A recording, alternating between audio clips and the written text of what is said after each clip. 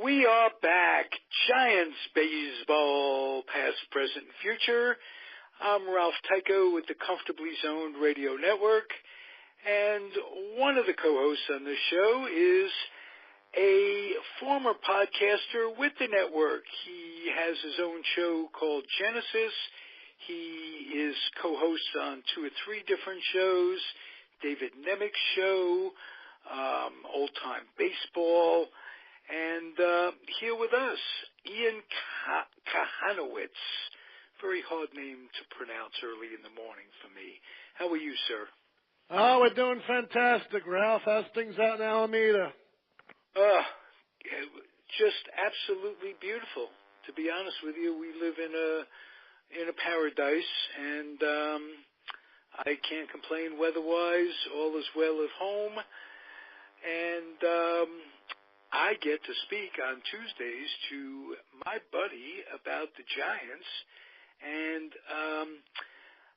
the one thing, being an old New York Giant fan and a newer San Francisco Giant apologist over the years, is that even when I was young, they didn't have the literature and the resources to find out about some of the folks that came before me. And I was introduced to the game in the very, very early 50s by my grandfather.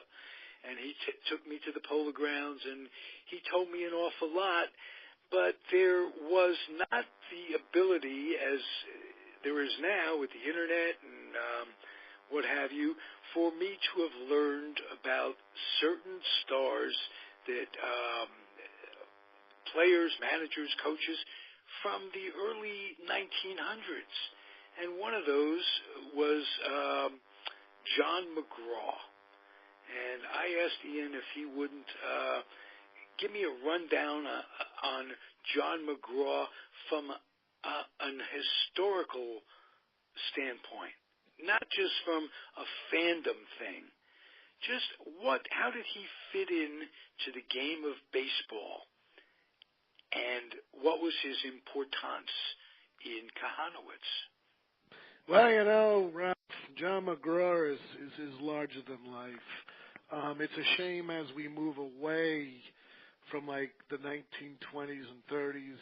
I mean, McGraw died in 1934, and unfortunately, he gets a bad rap because of his fiery attitude. He always wanted to mess around, and he cajoled the umpires, and he was a screamer. He made Earl Weaver and Billy Martin look tame. I mean, that's what, I mean, really, when you think about it, that's what John McGraw was, because McGraw had a very difficult upbringing, number one. He was a fighter right from the beginning. McGraw was the oldest of 8 children. He was born to Irish immigrant parents. McGraw learned how to fight for everything that was given to him. He was just 5'7" and weighed 155 pounds. Now think of that. It's small in today's, market now. But right. he had a drunken father, and his mother, and of course 8 kids. And what happened with McGraw was that his mother and 3 of the kids died in 1871 when they caught some disease that was going around, and McGraw diphtheria or something like that. Yeah, diphtheria. He was, yeah. It just, 1883. The fever just spread through the family, and one day the father just, beat John because John was the oldest, and John ran away. And from that day onward, he was raised by a kindly neighbor, Mary Goddard, who's who literally smoothed the boy out as much as she could. But during his years at Goddard's house, he took on several jobs that allowed him to save money. And he loved baseball. He loved baseball, and he loved the Spalding magazines that chronicled the rules and the changes and the rival major leagues of baseball, because back then in the 1870s you just had the National League. And so every few years another league would come along, especially the American Association in 1890, and try to challenge the National League to break up that monopoly. So shortly after his 16th birthday, he began playing for his town's team. And it's so Truxton, New York is way up there, and he played for the Truxton Grays, and he made a favorable impression on the manager, who was named Bert Kenny, and he could play any position. His ability to throw a big curveball made him the star pitcher. And, of course, the manager started to, get the word around that he ended up in the minor leagues. He ended up, in the New York, Pennsylvania League, which is still very big if you look at, minor league baseball. Absolutely. It's an entry-level league that's very, very important on the East Coast. It's akin to the Northwest League, where an awful lot of college kids come out and enter pro ball for the first time. College kids, best prospects from high school. It's a very, very important league and has a terrific history. Was McGraw a catcher? McGraw was pretty much a catcher. And, he was pretty much he was a field general. But I think that's where he learned most of his strategy, because I always say catching is the most important part of a baseball, 9 men on the field. They are the field general. Well, think of the great managers and executives that have come out of the catching position. Back then, McGraw, Connie Mack was a catcher, Branch Rickey was a catcher, so it really is the field general of the Diamonds. Always has been. And it always to this day. It's when you're a catcher, you get all that equipment. You get to see the whole field, your vision. I mean, you get to see the batter. You get to talk to the batter. I mean, Yogi Berra used to, haggle even Ted Williams. Like, you're not going to get hit, Ted. I mean, you're up front and personal. Of course, you got the umpire in back of you, and you're taking signs from the manager. And I think. With McGraw, I mean, Casey Stengel, he tutored. And in turn, Casey tutored Yogi. He always said, Casey, I never go into a baseball game without my man. Now, that man wasn't Mickey Mantle. He was half drunk all the time. It was Yogi Berra. I mean, he drank chocolate milk instead. So, right. he was the field general, Yogi. Hey, there's no milk in Yoo-Hoo. There isn't. It's all chemicals. It's all synthetic. If we knew the chemicals that were in Yoo-Hoo today, nobody would be drinking it. But Yogi made a fortune from that company, or with that company. He built that company, and basically, I'll digress for a second. And speaking of catchers who became managers, that was another. Yogi invested in a chocolate drink company that took off after he got T-shirts for all the Yankees winning world championships in the early dynasty, and they'd wear the T-shirts in their interviews, their post-game interviews with the press. So that all of a sudden on the Daily News and the back page and the Post, all of them, they'd have Mickey Mantle in a Yoo-Hoo T-shirt, Yogi in his T-shirt, and that company made him a millionaire. And he worked hand in hand with that company. It was a perfect marriage of big business, what turned out to be big business, and the little guy who became a big guy. Unlike most of the Yankee stars who had very, very ill-fated investments, bowling alleys and this and that didn't go Yogi died, leaving an awful lot of bucks. And so that was Yogi. I digress there, Ian. Oh, that's all right, because with Yogi, in the beginning, before Yoo-Hoo, he invested in a bowling alley with Phil Rizzuto out in New Jersey, right near where his sports museum and cultural education center is out in New Jersey. And, he was one that became, of course, the manager of both the Mets and Yankees. He was a coach for Houston for many years. And Yogi knew the game. And you know something? If Roy Campanella didn't get into the accident, which left him, paralyzed for the rest of his life, I think he might have just been the first black coach before anyone, had he been able to walk and do things, because he was just a genius. Right. And he was trying and everybody loved Campy. He was such a wonderful instructor. The only thing O'Malley ever did in his life that I know of, from a baseball standpoint, is that he took care of Campy. Campy was hurt when the Dodgers were in that wintertime when they were going to move from Brooklyn to L.A. Campy never played a game in L.A., yet O'Malley brought him out. They had a Campanella night. Everybody lit up a match.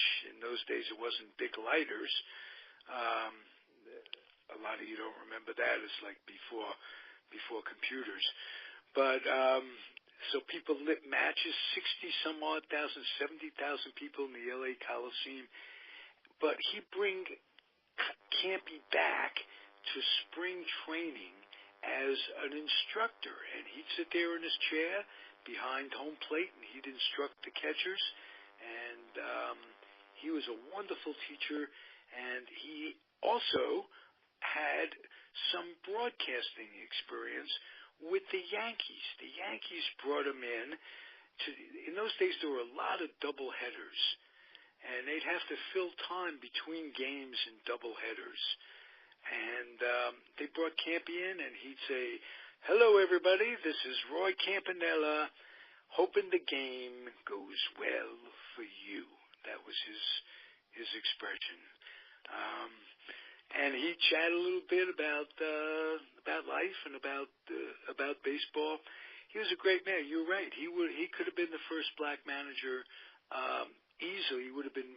It took a long time for a black manager. It wasn't until Frank Robinson became a manager, and that we had a black manager, and that was, I think it was 1978.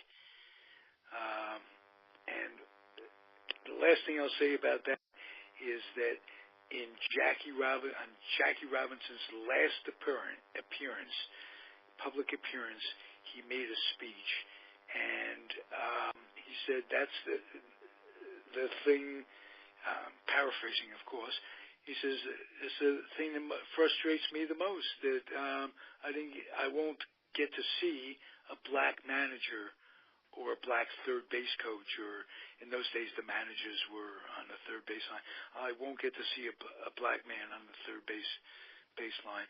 And that sucked. Let's put it that way. Yeah, it did. For a zillion reasons. And Ian, you'll excuse me, I got to babble about one more thing. He's a former Giant. His name is Darryl Thomas. And I was the Topps representative back in the 80s and went to Bend, Oregon. I think they were an independent team at that time. They might have been with the Phillies as an affiliate. And I'm up there, and it's a Friday night, and Darryl Thomas is a manager of one team. I think it was Bend. And a fellow by the name of Mel Turner, this is the late 80s, was the manager of the other team, and another black gentleman who later went on to coach the Phillies. And those two managed against each other as the first time, in the late 80s, first time in the history of baseball that two blacks managed against each other, organized baseball. First time. and this is way after even Frank Robinson and Maury Wills, who never managed against each other. There have been so few blacks to have managed. Now, thank God, it's almost, you don't hear about it. Like Dave Roberts is a manager. It's not the first thing you think about because times have changed. Not enough, but they have changed. And I got to witness that game, and I befriended Darryl Thomas, and one of the all-time most wonderful moments of my life was getting to watch that game. It was terrific. Ian, go on, please. I'm sorry. Oh, that's it. You know what? I need to hear stories like that because it's personal experience. Besides just reading from a book, it's the stories that you have to share, and you've been around in baseball for about, 45, 50 years, and a little bit more than that. Well, no, let's not go on. You know. I'm not Methuselah, for Christ's sake, number one. But I'm an old guy. Actually, privileged to be an old guy, too. What would Casey said, I'll paraphrase Casey, a lot of people my age who aren't around, and you can look it up. Well, you know what he told one of the rookies on the Mets? He's like, "What do you think? I was born at the age of 70 to manage you guys?" They all thought the old professor. But anyway, with catchers, and then I'll get back to McGraw. Jim Leland was a catcher, Joe Girardi, Mike Scioscia, Mike Matheny, and of course Bruce Bochy of San Francisco. Yes. He was a catcher. So catchers do make good managers. Now, in McGraw's case, when he came to the American, it wasn't the American League. It was the other league that was challenging the National League, the American Association, which ended up, combining with the West later on to form the American League. He was converted to a third baseman by the Baltimore Orioles, and he remained with the Orioles until 1899. But this is where he really gets the full treatment of how rough baseball was, because baseball was a different game at that time. You could stick your leg out and trip the guy. There was obstruction. People were gambling in the stands. So, like, if you and I were at a game, and I'd say, you know what, Ralph, I'm going to put $5 on McGraw that he's going to get a hit. And then you're like, well, you know what, I'll double that he doesn't get a hit. Now that just spreads to the fans. Everyone has a pot in the middle of the stands there. And, well, that's what happened. That was how it was. People are running around the base trying to get home. McGraw used to grab their belt and hold them until the ball gets thrown in. It was a dirty kind of sport at that time. The bookies, the gamblers were in it just like it was boxing, because if you recall, boxing and baseball were the two biggest sports for the first 50 years of the 20th century, and it was the most bet on for both sports, even after Landis became commissioner. He cleaned it up for the most part with the White Sox, but it still went on. But he had a tricky and dirty play attitude that was brought up.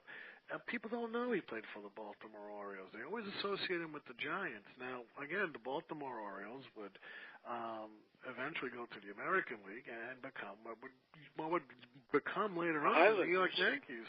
Yeah, the Highlanders first. I think they called them that when they moved over. Yeah. How did he get into managing McGraw, and how did he get to the Giants?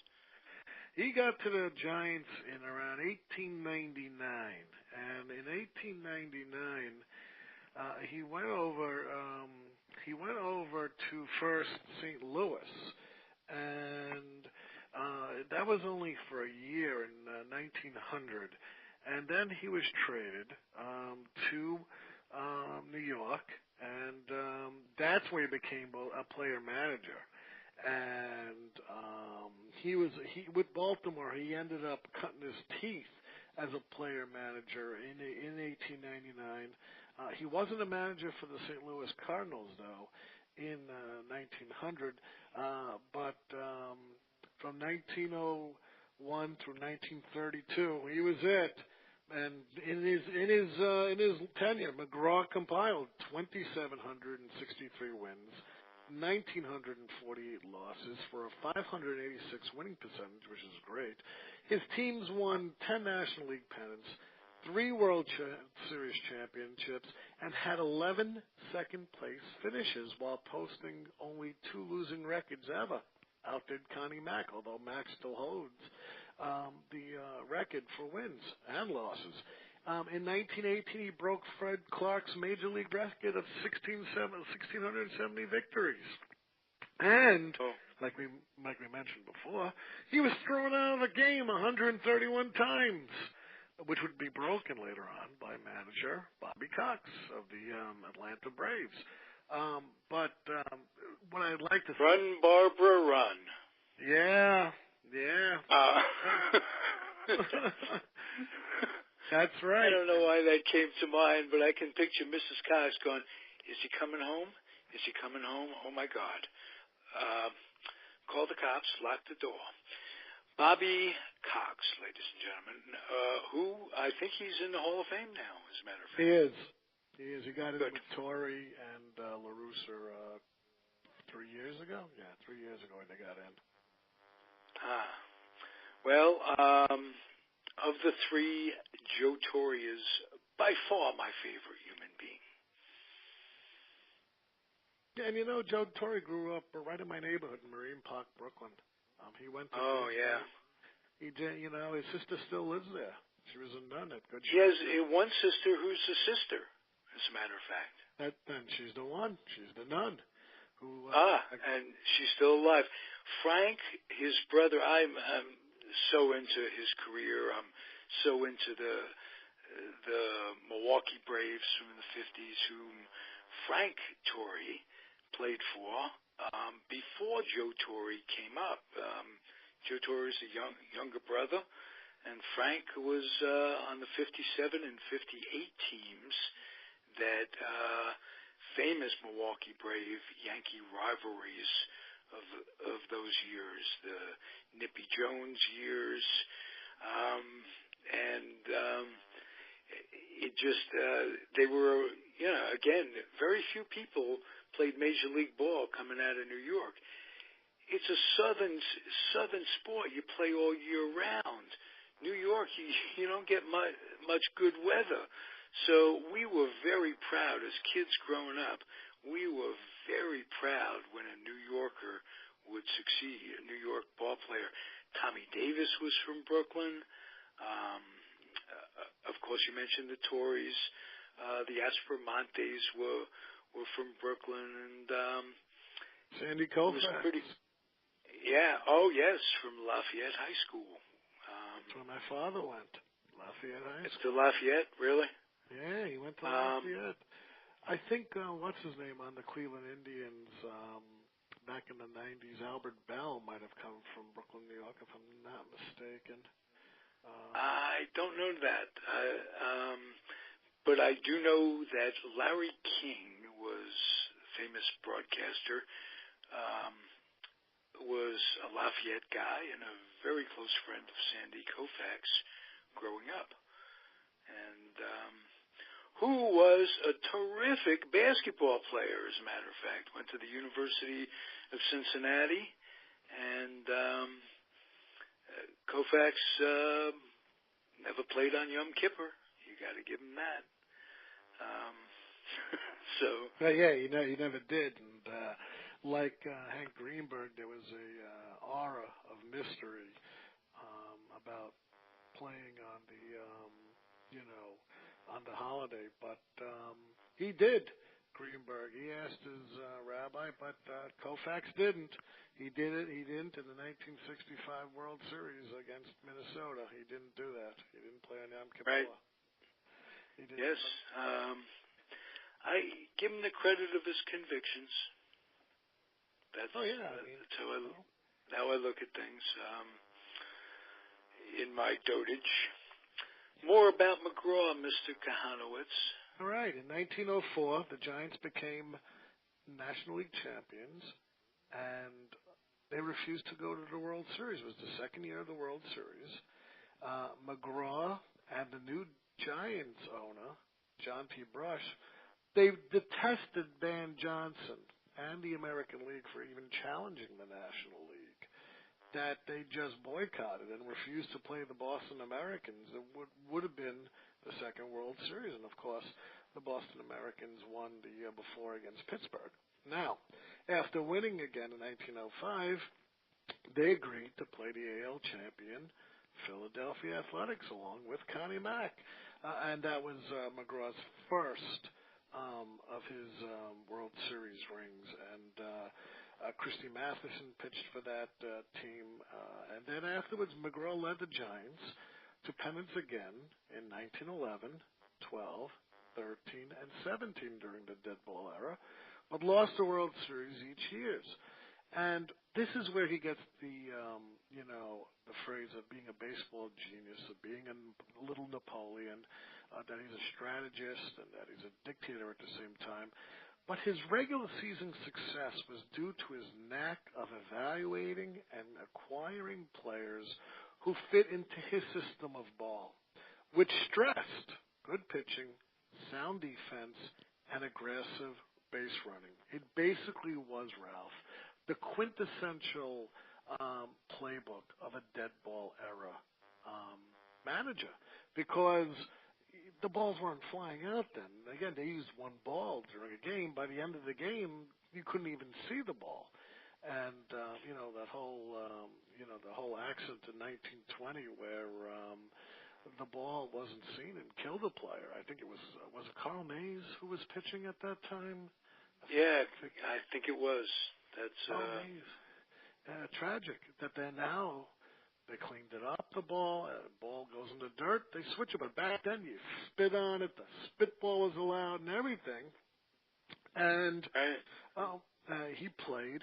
McGraw was brought up to play what we call now the small game. It was all strategy, which, it makes John McGraw brilliant, because he, just like Belichick in football, lived, breathed tactics for 24 hours a day, 7 days a week, 365 days a year. And he, McGraw, bought and sold and traded players more than any of his counterparts. He groomed prospects for years before letting them play regularly. He was an innovator. He used pinch runners when there was no pinch runners, pinch hitters and relief pitchers when there were no relief pitchers, more than any other manager at the time. And many historians believe that McGraw's lack of World Series success was due to his strong preference for players who fit his system. He was the dictator, McGraw. Okay? He would go at night when the team was on the road and make sure everyone was in bed by 11:30, or whether they're eating properly, and he would not be ashamed to call you out if you were gaining weight or if you were drunk or whatever. He was a hands-on, micromanaging, pain-in-the-ass kind of manager. And his fiery personality made him fascinating to contemporaries outside of sports. Gamblers, show business people, and politicians were drawn to him.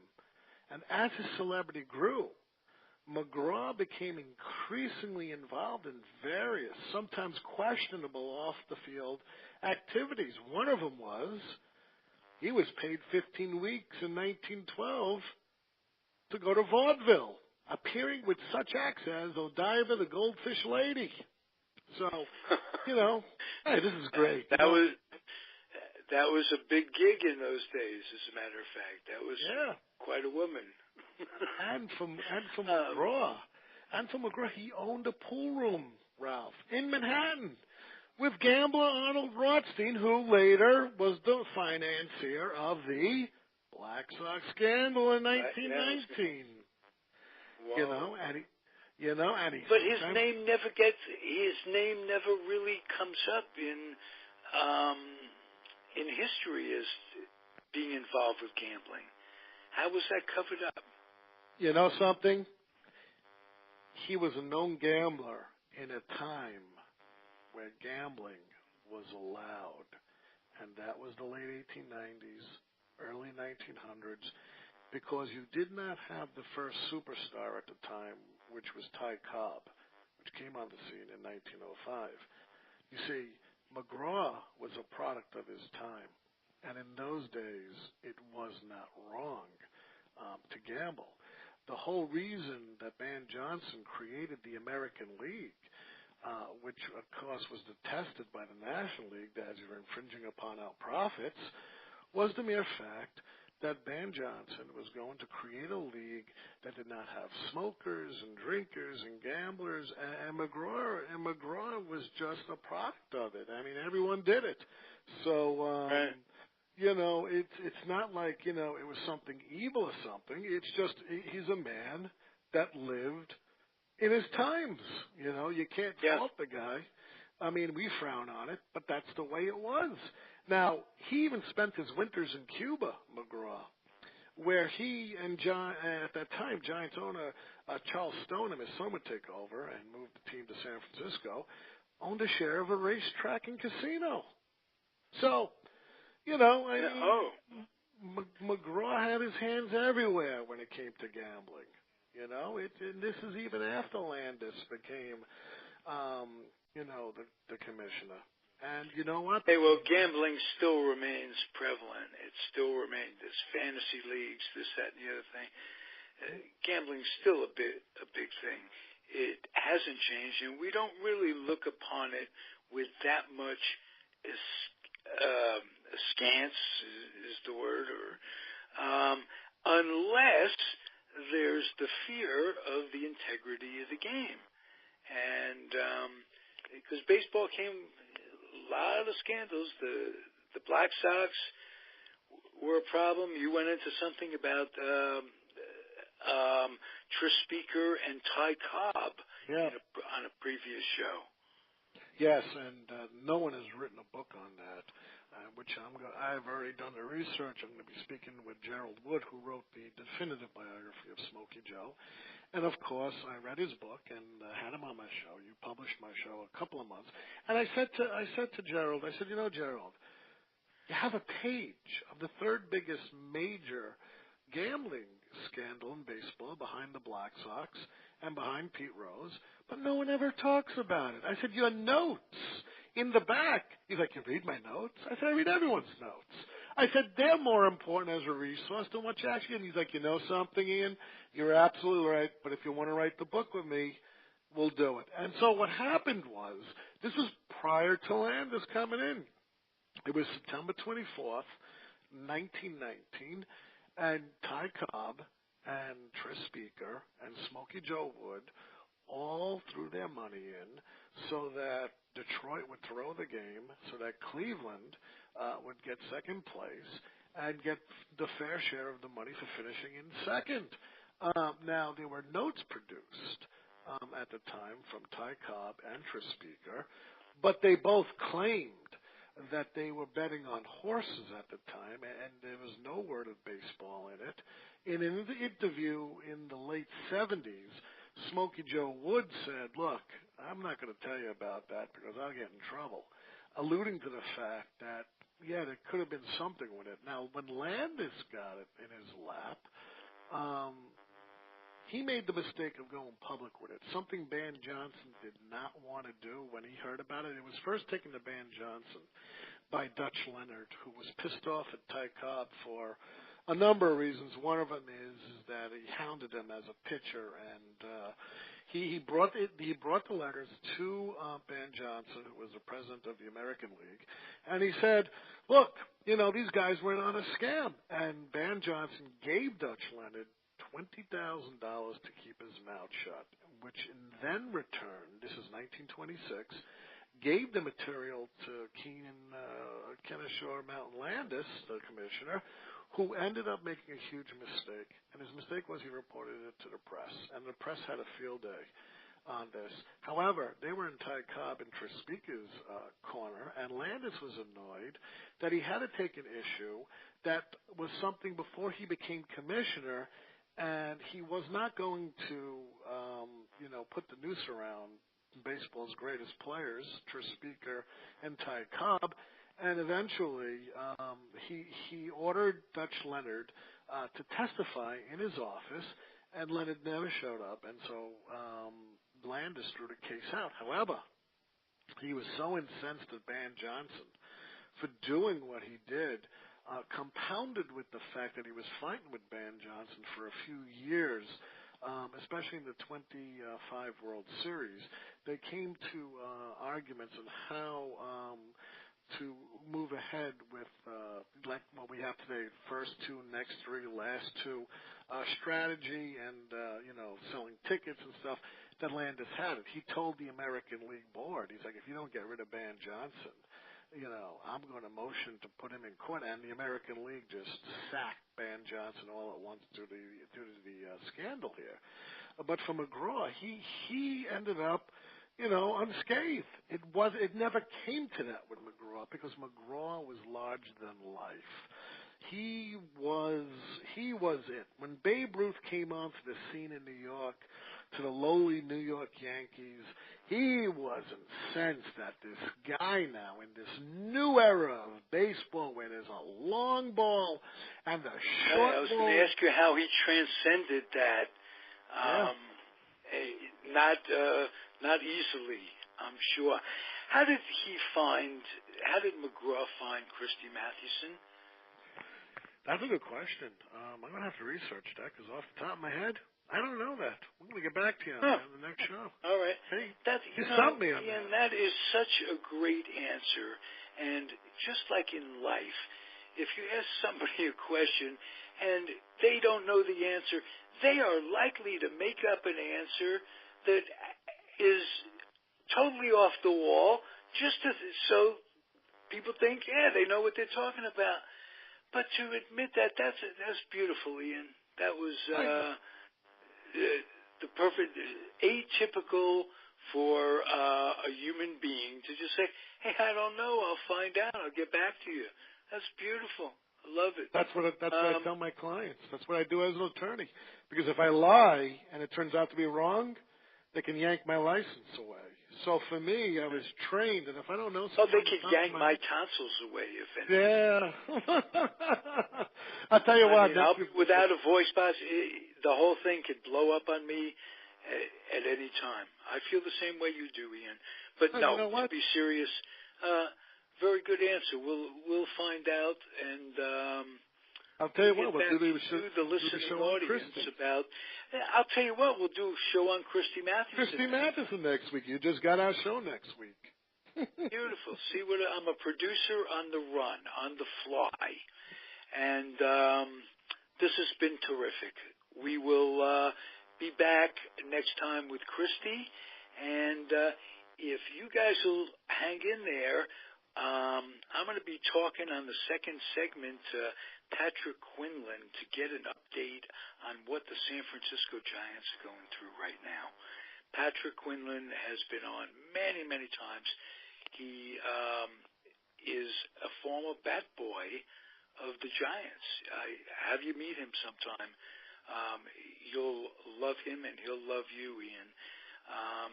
He was a bat boy in the 70s and 80s, and an incredibly interesting guy. So I look forward to talking to him on the second segment, and I want you to have a good and healthy weekend. And you too, sir. I thank you for being a part of the Comfortably Zoned Radio Network. You're an integral part of that network. I appreciate it, man. A lot of things are going on in the ball. You saw my pictures yesterday with the All-American girls up here in Boston. Absolutely, and if you got girls, they might as well be American girls. You're not like you Trump. know what? They're a little, not like Trump. You don't bring them in from Russia. That's what I like about you. You keep your girls, and sometimes you even call them women if they're old enough. These women are in their 90s, Ralph. They make all right. So, something I do want to talk. There's something I do want to talk about here. Strickland yesterday against Bryce Harper. That was just terrible, and I think the Giants should punish Strickland because he is out of character. He's a cancer to the team. Even Buster Posey didn't do anything when he threw at Harper, because Harper and Strickland go back to an event that happened in 2014. Basically, San Francisco's trying to get him off the field, and he fights like mad. He fights when he has to come out. He gives Bob Bochy a hard time. That's something you should talk with Quinlan about, the whole thing with Strickland. That's a good thought, except in the world of radio, sometimes an interview is pre-recorded. So, but next time, thank you, sir. Good statement. We'll look into Strickland, but it's Christy Mathewson next week. Got to know a lot about Mugsy and why he never came up. I was always curious about that. Of all the big stars of that era, and gambling was very big, he was protected, and that's incredibly interesting. Thank you, sir. Thank you. We'll be back next week. Everybody out there, keep on keeping on. It's a mile run, not a 100-yard dash. That's what life is, right? That's right. All right, Ian. You take care now. You got to pace yourself. Be well, my friend. Talk to you next week. Thank you, everybody. Bye-bye. We are back. Giants baseball, past, present, future. I'm Ralph Tyko of the Comfortably Zoned Radio Network. And my guest today is the former bat boy of the San Francisco Giants and a terrific contributor to the Comfortably Zoned Radio Network, Patrick Quinlan. How are you, Q? I'm awesome, sir. Thank you so much for having me on your awesome show. Well, you know what? You're an additive to it. The show is about the guests and the co-hosts and the folks that come on that make it better. And in our first segment, we had a discussion about John McGraw with Ian Kahanowitz, who's our resident historian, one of them, of the baseball variety, and he taught me some things about Mugsy that I never knew, and I want you, Patrick, when we put this thing together, to listen carefully, because history is good. This is the old New York Giant, Mr. McGraw, and it was one of the best interviews I've had, so you'll enjoy it. Patrick, what I'd like to talk about with you is the current San Francisco Giant team and really what's been going on. You had a streak of winning 6-7 games in a row and followed by losing 3 after starting off very poorly. Notwithstanding the loss of Bumgarner, who did something stupid and copped to it. Unlike what Jack Kent did a couple of years ago, similar type accident. Bumgarner just admitted what he did. He asked for forgiveness from the fans, and he didn't deny it, and that's all you could really ask. Am I correct about that? Well, no, because really inside people, that's just unexcusable stuff. I mean, what's done is done. I mean, you can't, you know, superstar pitcher, World Series hero, is the mad bomb. You know, you just gotta, you move on. I know, but is this done commonly? I mean, we're talking about millionaires with a lot of money, expensive toys. We obviously know the situation in Miami. Fernandez, rest his soul, passed away doing kid stuff. I'm sure he's not the only one on the Giants, and Kent isn't either, that participates in extracurricular activities. And in this case, he breached his contract. The Giants haven't talked about it, but I think they have a case to go back and get some financial compensation down the line. Is it going to affect his career? Do you think that he did anything that stupid that he damaged himself permanently?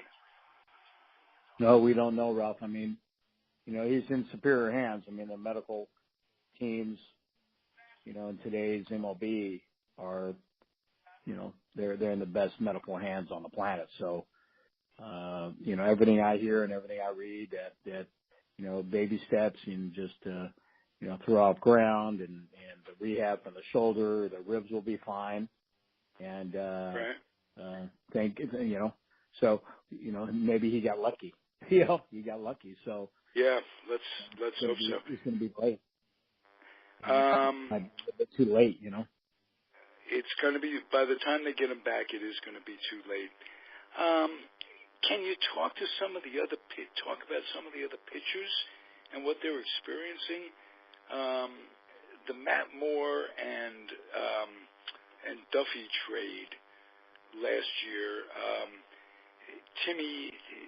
Tim Haller talked about that a lot, not from the standpoint of statistics for statistics, pitcher for an infielder, this, that, and the other thing, from the standpoint of what a trade does to a clubhouse and how it decimates it. Ball players are like a family. The team is like, and you come up in the minors with a guy and you play with him. Crawford, Panic, and all these guys all coming up at the same time. All of a sudden, a trade to satisfy what Bobby Evans called balancing out the team. Duffy's success or lack of success because of his injury notwithstanding, what do you think of a trade, especially in the middle of the year, that busts up a team? And do you think that's what happened late last year with Duffy? No, it was a great deal. I mean, Matt Moore is going to be fine. He's just, it's a big leagues. He'll come and find his groove. He's too young and strong, and his ability is it's too good.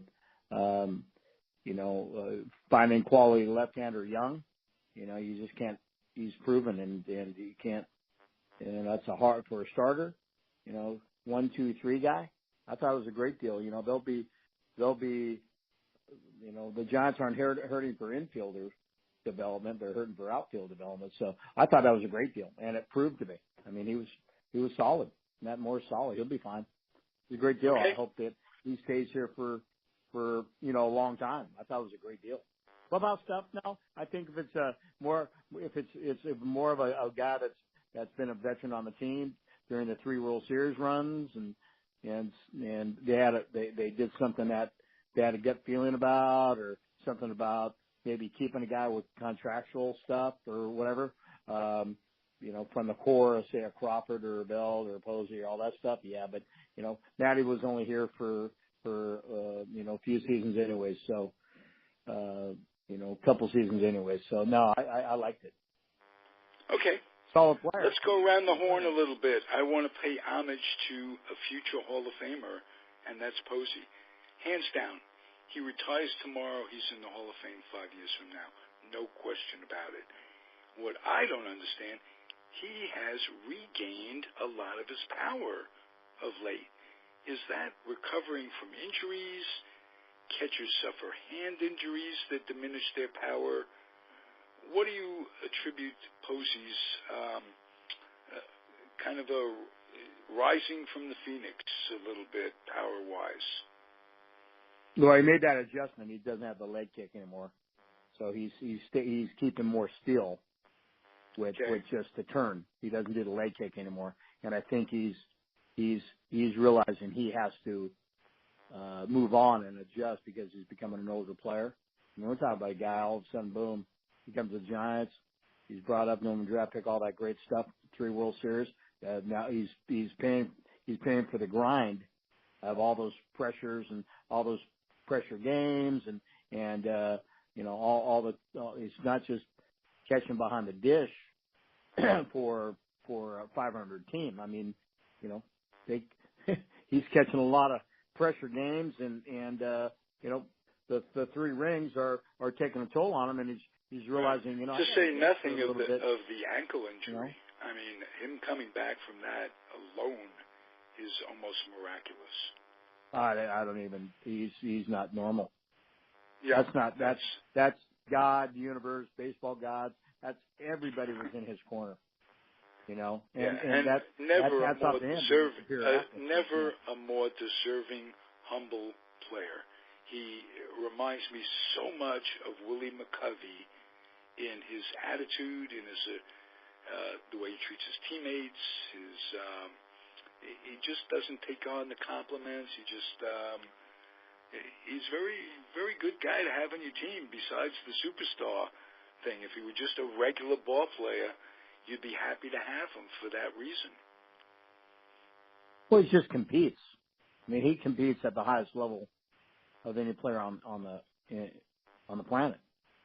Mm-hmm. And he the way he goes about it, and it's so smooth and peaceful and quiet, but he competes at such a high level that he's realizing, my team needs me and I got to make some adjustments here, and he's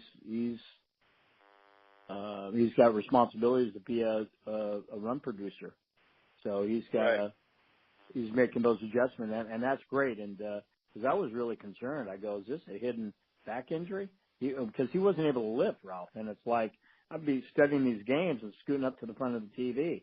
So what's going on? Something's off here. Right. And he's always in for average. You go the other way, base knocks, but I'm going at 20-25. He goes, the Giants go. So we just got to get all these injuries, Span going down, Pence going down. We don't have a left fielder. Arroyo comes up, and he'll be fine. He's struggling a little bit, but he's so valuable playing, third, short, and second.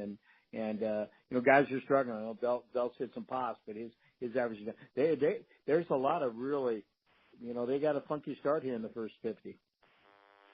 Bullpens they do. seem very deep. They have Collinson in the infield. Arroyo adds to the mix. Nunez, Crawford is all-world.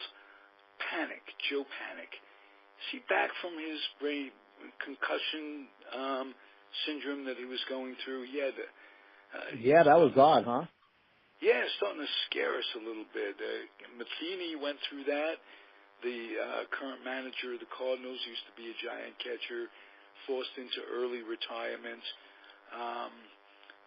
What do you make of Panic? Do you think he's going to be okay down the line? Oh, yeah, he's so solid. He's Panic. Good ball player, huh? He's just solid. St. John's, I don't know how the Mets let him out of their backyard. That's my goodness, right? Right? I mean, just used to be a lot in all sports. Territorial stuff was very important. You bring up the homegrown kid, that kind of thing. Mets have it a little bit with Matz, pitcher who's been hurt, but you don't see that much, or as much as in the old days. But Giants' fortune was the Mets' misfortune was the Giants' fortune. Crawford's been terrific. Pardon me? Yeah, no, exactly. I was going to segue into Crawford. All world. You can't. A team is only as strong as how they are up the middle. You have Posey catcher, Crawford Panic shortstop, and second baseman. Boy, that helps a lot. Center field, Spahn. He's everything he was set up to be offensively, Am I correct on that? Or defensively. Yeah. He's not been a disappointment. Yeah, no, he's a plus defender. He's just getting Yeah. a little bit older too. I mean, it doesn't, see how this is what a lot of people don't know that follow the game and that haven't been inside or anything. Ralph, is that number one? It's the toughest sport to play. Number two on the planet. Number two, health is everything with these guys. These guys are the best players on the planet. So if there's not something going good and they're banged up, right, they're not healthy.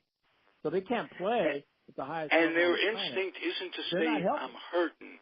Their instinct is to want to stay in the game, want to stay active, because there's always someone coming up right behind you. You have that fear, and there's that balance. Are you 80%? Are you 70%? Are you a plus by playing? Should you rest an extra day? And the communication with the training staff is ever so important. How do you see that working on the Giants? Do you see transparency in that manner? I do, because they're you're a 3-time world champion. I mean, every measure is every concern with the athlete, not just the Giants, but the Giants are great at it, is there's no rush here. Everything is about the health of the player. There's no rush here. They have to be as close as 100%. We're not going to take any chance whatsoever. Like how Bochy and these guys rest players, or they go, like Spans in the clubhouse the other day, I don't know, but I get a little swell in the thumb or whatever. Okay, no problem. There's only 50 games in.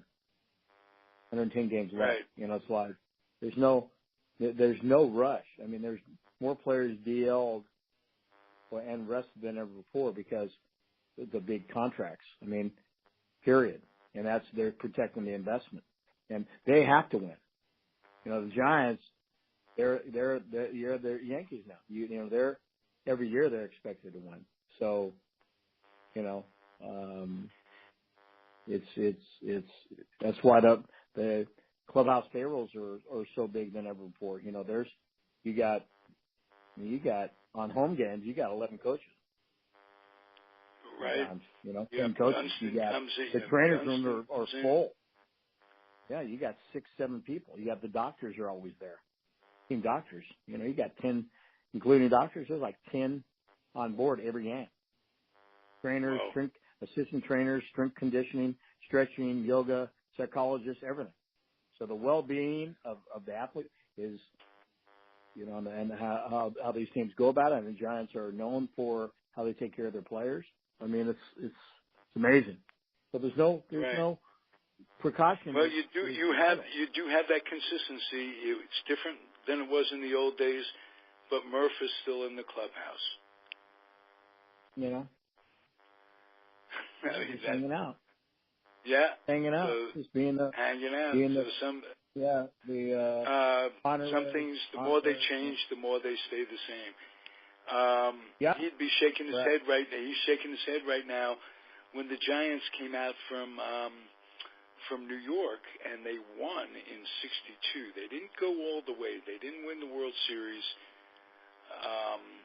McCovey hit a scorching line drive to second base. Bobby Richardson catches it, and the Yankees won in '62.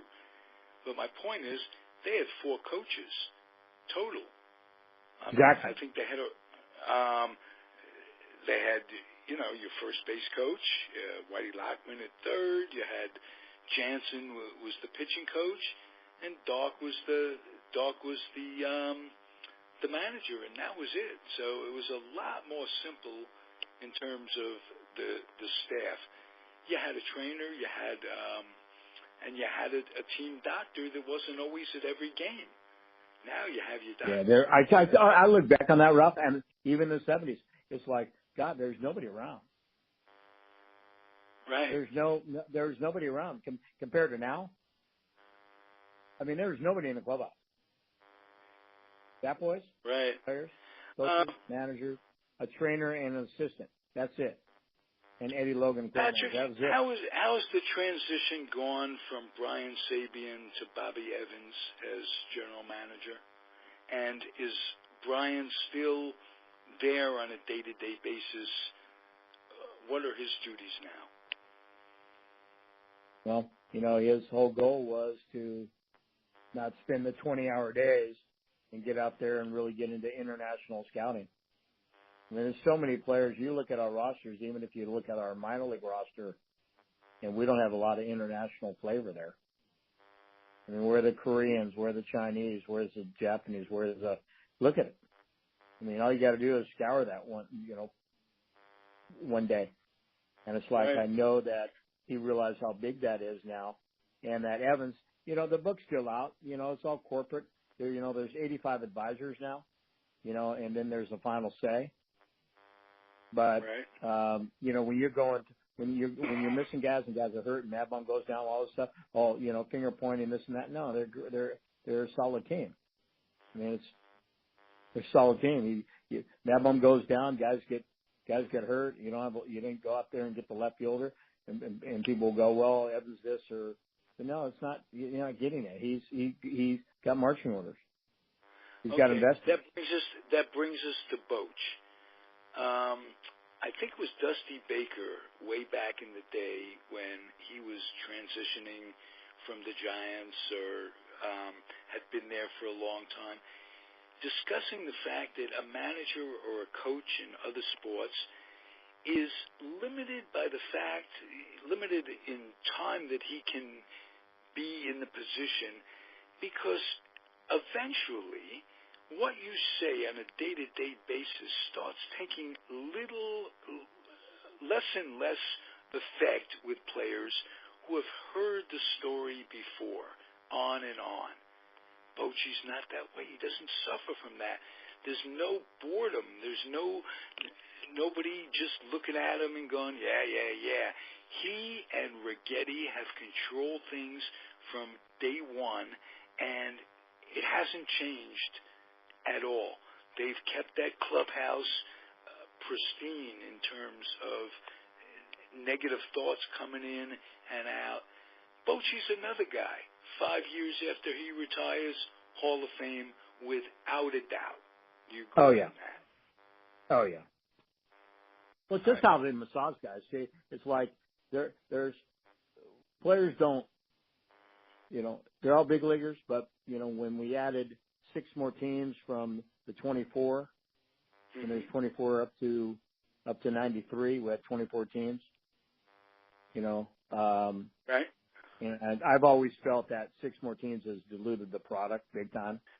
And well, baseball it used to be, tell you that. Patrick, it used to be 8 teams in each league. Correct. And expansion didn't come until 1961, when first the Angels and the Senators too became Texas or Minnesota, and the new Senator franchise was the expansion team, and that doesn't seem that much far removed from the 24 teams. So it's going to happen.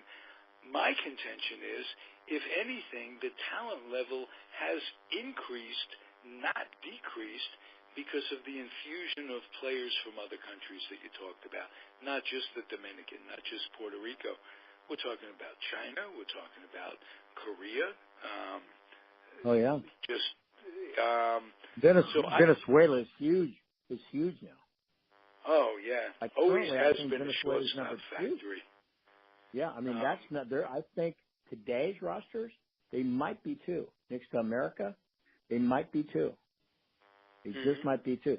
So, you know, but, you know, it's just when you look at, you know, 13 man pitching staffs, I mean, it's just.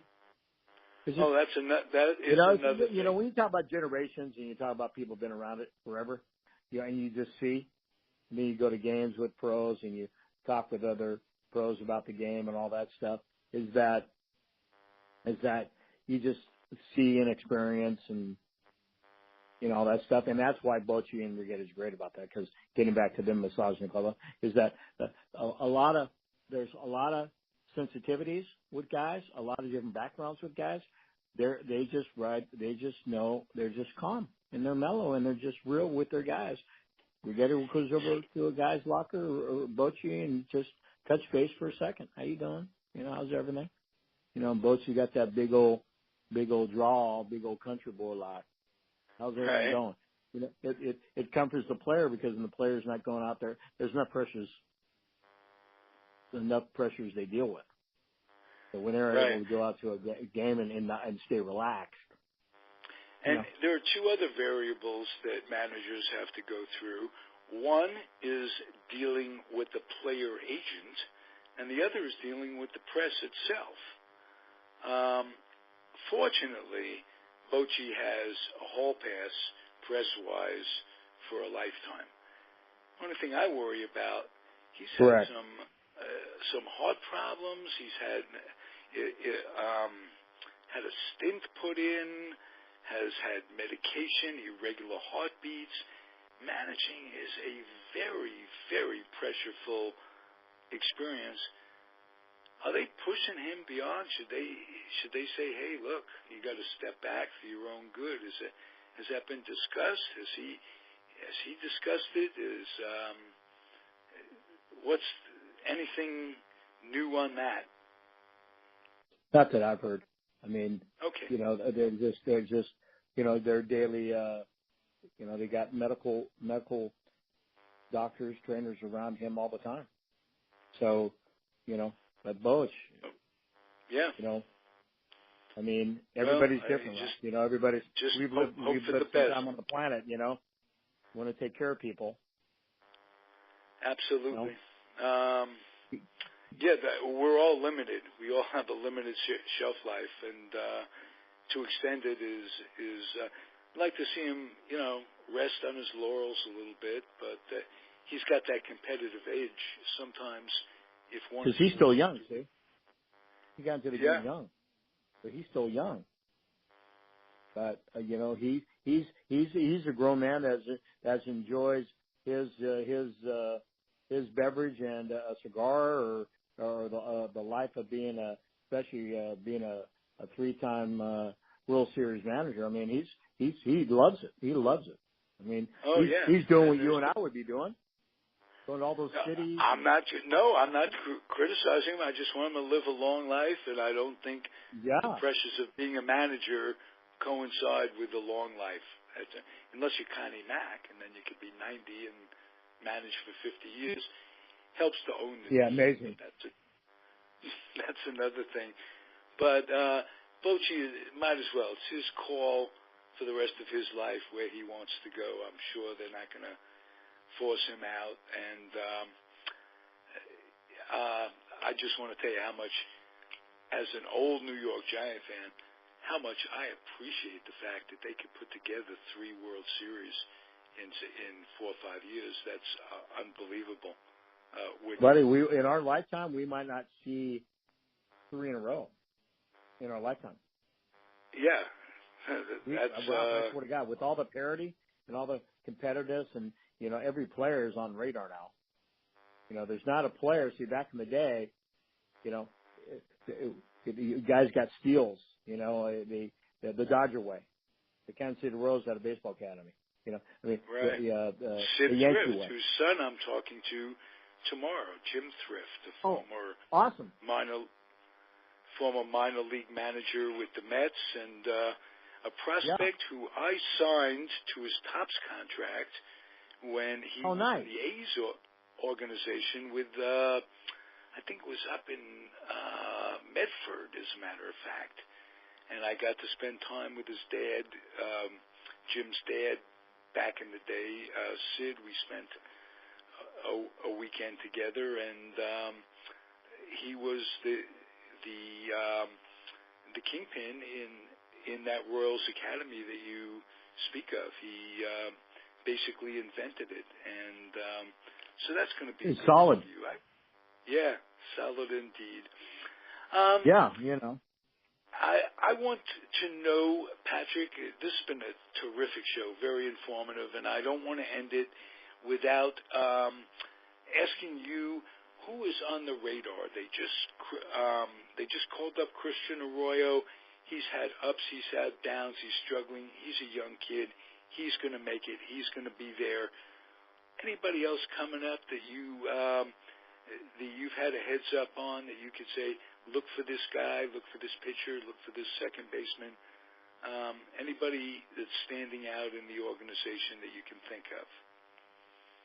Yeah, I mean, there's a bunch of different guys, but you know, from you know, the next Arroyo, you know, the next guy, just like when Buster came up, or Brandon, a bunch of those guys. I mean, superstar rent-a-car, I mean, you know, we're getting at, it's just that this not eye-popping stuff. Right. You know, from Ryder Jones, all these guys, also all these different, there's just, you know, Mac Williamson and Jared Parker, they weren't on the radar. They were just drafted into the system. They weren't first-round guys that, just wait till you see Giants had to have that. I think since Chile. Talk about their development, Williams and Parker. Jared Parker's hurt with the clavicle or whatever, and Mac Williamson's they're gonna have a tough time here. They're just gonna have a tough time because you got to hit. You know, the Giants won't, the days of somebody hitting 212 with 30 bombers, it won't happen in a Giant uniform. Yeah. Right. Yeah. You got to produce because they're a 3-time World Series champion. They have a commitment to winning. Period. You can't. They're built as an elite organization. Right. You know, they're not going to settle. It's Brandon just Belt how they roll. is an enigma. I could go out to the park 15 times a year.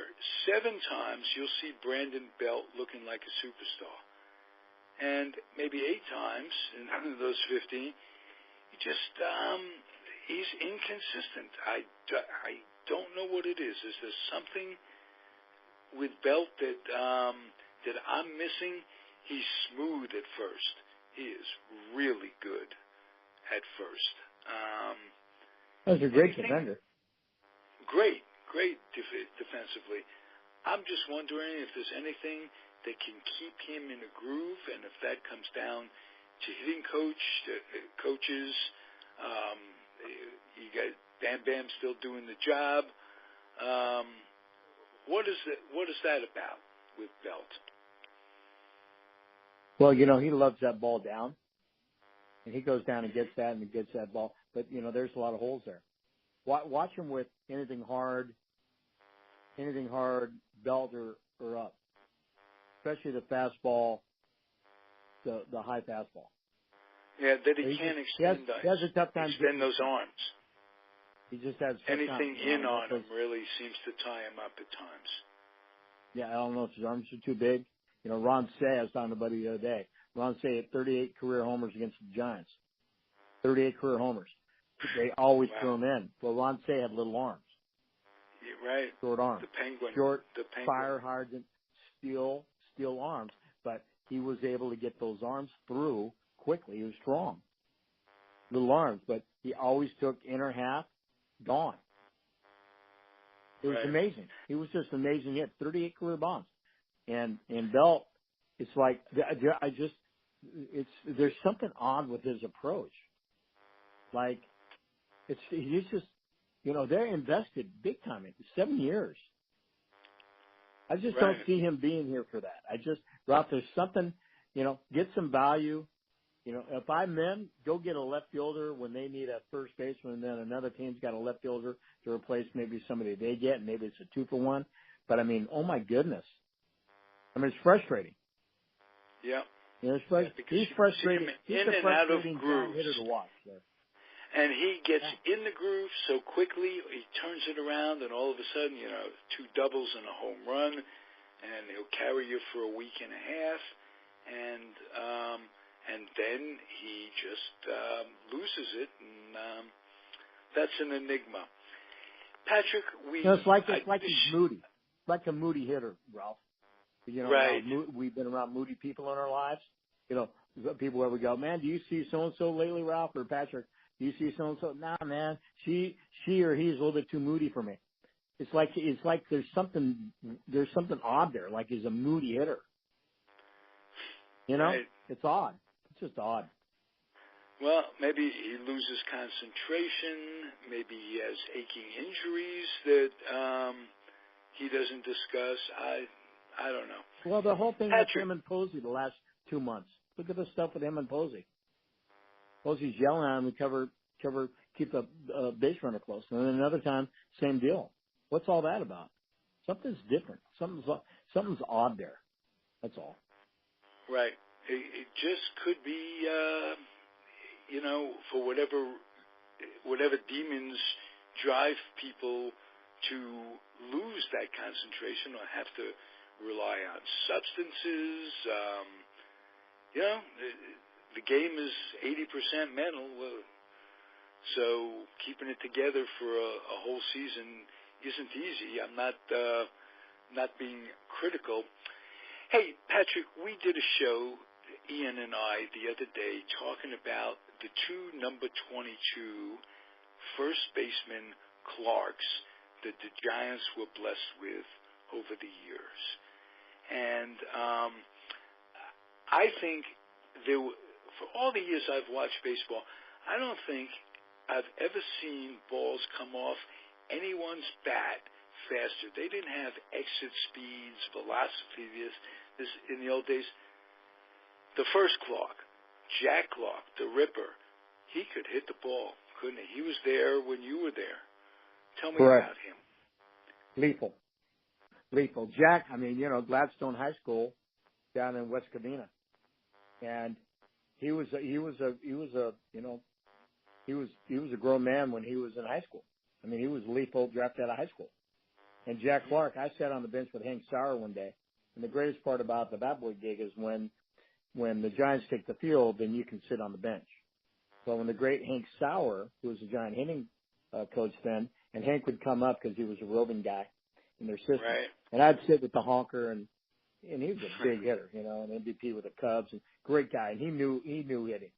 And we'd sit there, and I'd go, honker, man, tell me about Jackson, because I call him Jackson. And he goes, watch this. So when they came up the next time, he hit and Jack hit like a double down the line. And I sat back down with him after that at bat, and I go, you see that? I go, yes, sir. He goes, see how he's just like DiMaggio? He compared him to DiMaggio from how Jack stood up with the python bat. P72, Black Beauty. Jack used P72.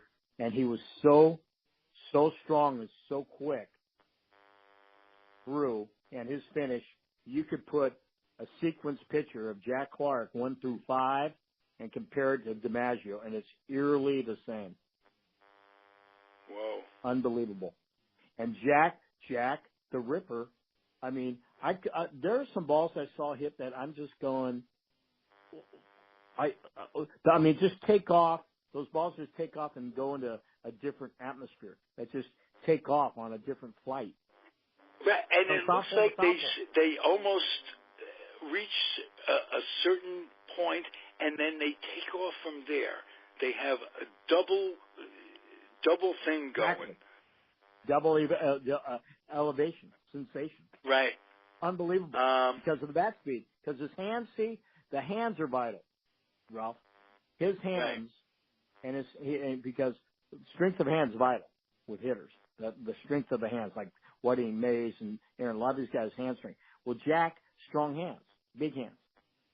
Right. That's why I'm amazed at Posey, at any catcher doing it for any length of time because of the injuries to the hand, just in catching the ball, and to overcome that at bat is a tremendous feat. But Will Clark, what was he like with his teammates? as I told Ian, I remember him as being colorblind. And I remember the other Clark, Will Clark, not so much so. He ran into problems with Leonard and what have you. But speak to Jack Correct. as a team. I think Jack No, he Clark, grew up with the brothers in West Covina. right? You know, when you hear Jack's interviews, you know, it's almost like he's a brother. He grew up with the brothers, Right. and he's a cool breed. So he was half white, half black. Jack was a cool breeze. So everybody knew Jack. Jack was just a cool giant. I mean, all the generation that watched him play as a giant and knew him, and then when I got to know him and helped him move a bunch of times, and I'm a friend of his, is that Jack was just one of those guys you wanted to be. Flat out. And the clubhouse, just a cool breeze. He was just a cool dude. The way he walked, his strut, the way he carried himself, he knew he was a badass, and everybody knew he was a badass because he was a big badass. Jack Clark was a badass, man. I loved a terrific arm in right. They moved him to first later on. Correct.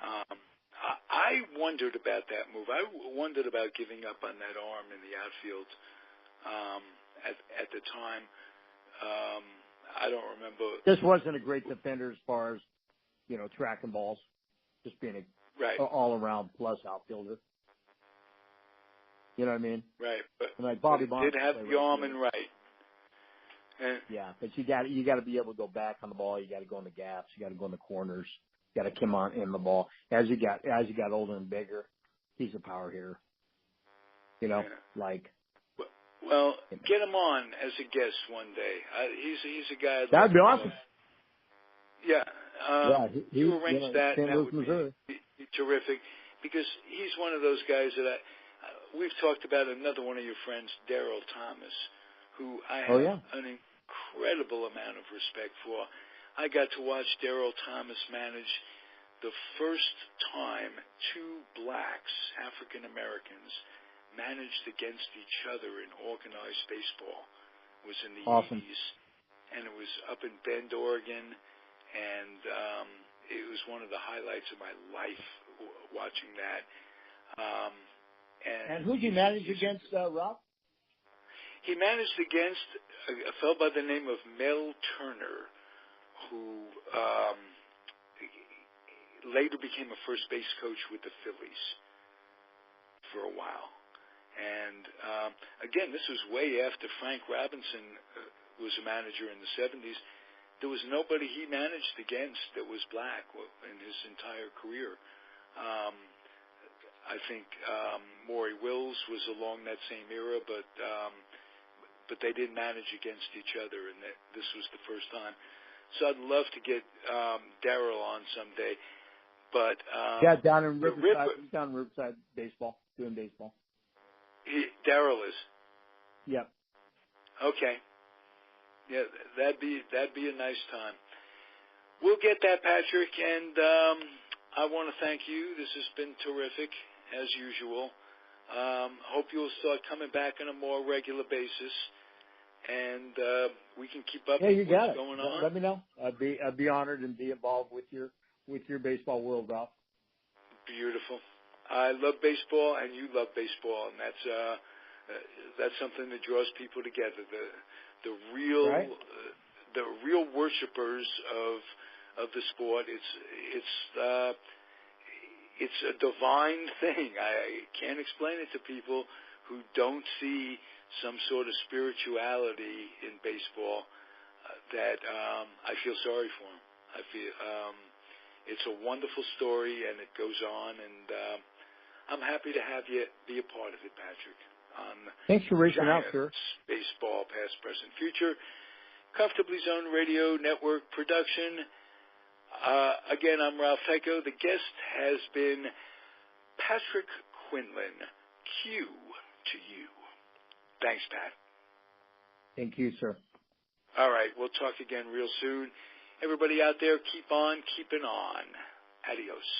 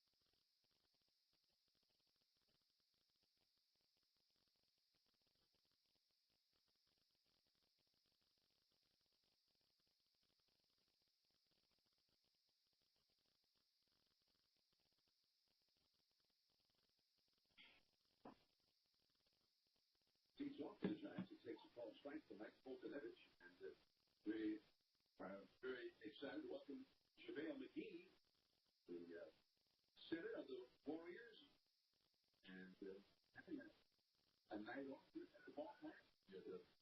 And so, and you're a baseball fan? I am a baseball fan. It's fun to play. First time being here. First time? Yeah. Cool. So what do you think about our yard? Nice. I've never seen dirt look so good before. It looks good. 0-2 the time block. So it stays alive. So did you play baseball? Yeah. I mean, no. But you would be a good first baseman. I feel like I'll play softball in summers. Pretty good at it. So play big. So you play softball now? Yeah, I do. Cool. You need a couple extra guys from your team? Hey, I might actually.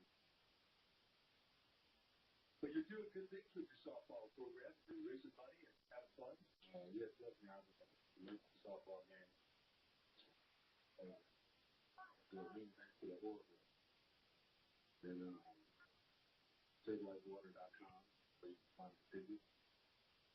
And it's dedicated to Save Life Charity to building water wells down there. So it's definitely strike three call. So I'm watching Dave openers available. He's up in 72-24. So it's at the at the ballpark? After the ballpark. Yeah, next to the arena. Yeah. For the A's play. So you've got the Jug Life Foundation. And what are you going to do? We're going to do some stuff over in Athens, building water wells. Done. Yeah, we've already built two. And keep it. Expand it. The Giants need to go background to that in space time. JaVale McGee is here with us. When's the last time you guys played a game? It's been a while. It was like 4 or 5 days ago. Yeah.